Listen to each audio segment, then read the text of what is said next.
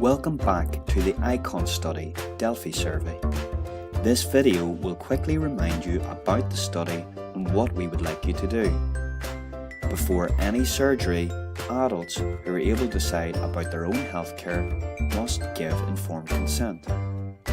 Informed consent is when patients are given information about what will happen before, during and after their surgery, the benefits and risks of the surgery, and any other treatment options, including the option of doing nothing. Patients then consider this information and decide to consent or not to consent for themselves. Lots of methods have been developed and tested to improve the consent process. To make sure they work, researchers need to look at the effects these methods have on patients. Researchers do this by measuring outcomes. Examples of outcomes in consent research are how much of the consent information a patient can remember, or how satisfied the patient feels about their consent. We do not know the best way of helping patients to give their informed consent, or why one method might be better than another.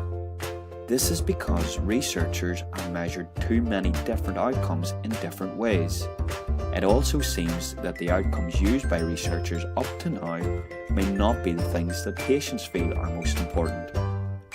In round 1 of the survey, we asked you to think about the list of outcomes. You ranked how important each of the outcome measures would be to measure in future research, comparing one method for undertaking the consent process compared to another. You also had a chance to suggest other outcomes that were not on the list. Now, we would like you to review these outcomes again. This time you will be given a reminder of how you scored the outcome last time, indicated by this yellow box, and the range of scores of the rest of the group shown in the graphs. No one in the group can see another individual's scores, they can only see the overall results for the group as a whole. Using this information, you can reflect on your own score and the score of the group, and decide whether to stick with your original rating or to change it. Through the whole process, no one is under any pressure to change their rating if they don't want to. It is perfectly fine for people to stick with their original rating, even if they rated the outcome differently to the rest of the group. If you decide to change your rating for an outcome, we will ask you to briefly explain your reason for changing your score on this page.